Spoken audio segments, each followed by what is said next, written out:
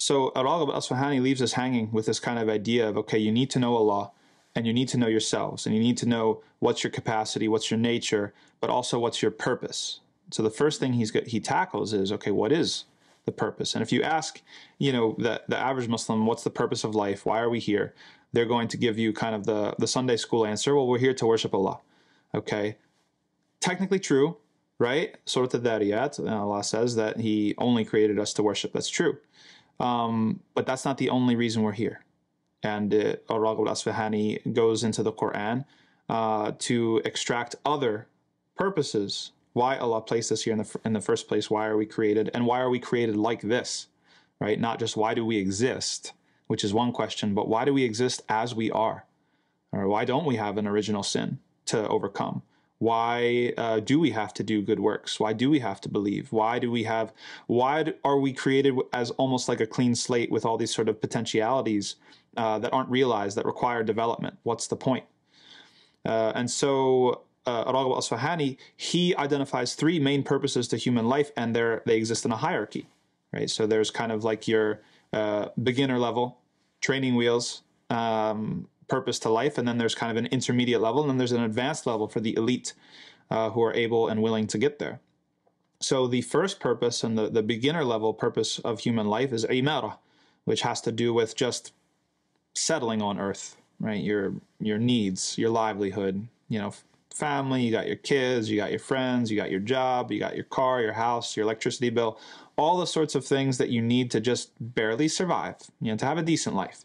And this is something universally recognized, but it is a purpose of our lives, right? It's not, we're not here solely for spiritual existential purposes. We're also here for some material purposes, and that's a pretty foundational one. But that's not enough, right? You can't just get, if a human being comes as a somewhat of a clean slate and is mostly potential or capacity, for somebody to get stuck at level one is embarrassing, because there's higher levels to climb. And so the second level is exactly kind of the Sunday school answer, which is worshiping Allah, ibadah. So you have imara, ibadah.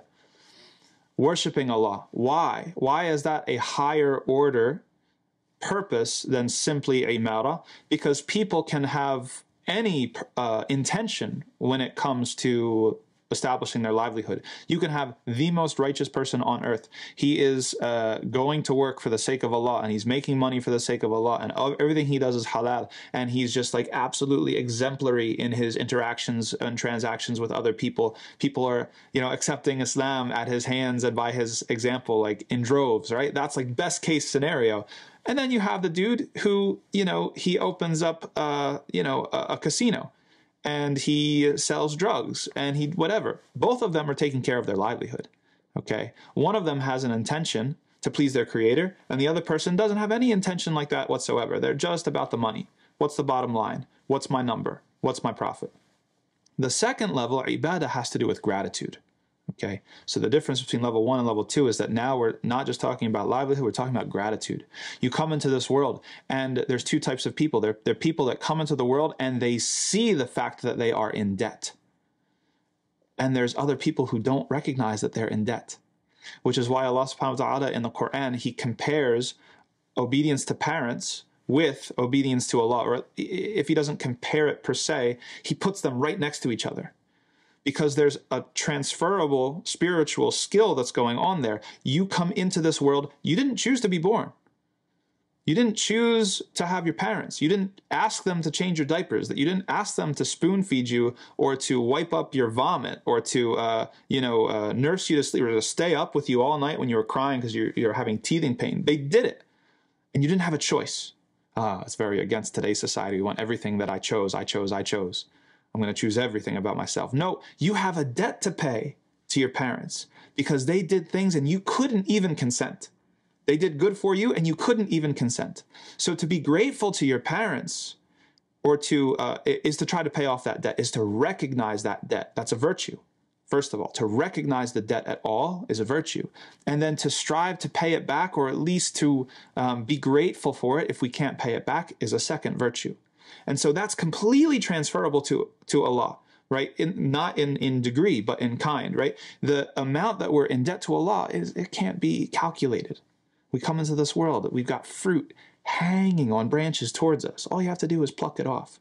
We've got food growing up under our feet, right? The earth is easy to walk on. The water is pure. Everything is made just, it's like sitting down to a table and the table's already set for you. Are you going to be grateful? That's the second level. Ibadah, to be grateful. Recognizing, first of all, that there's a debt to pay. Second of all, even if we can never repay the debt, to at least be grateful and thankful for this situation that we didn't ask for, but we've been given, that fell into our laps. But there's a level even beyond that. There's a level beyond ibadah, and that is khilafah.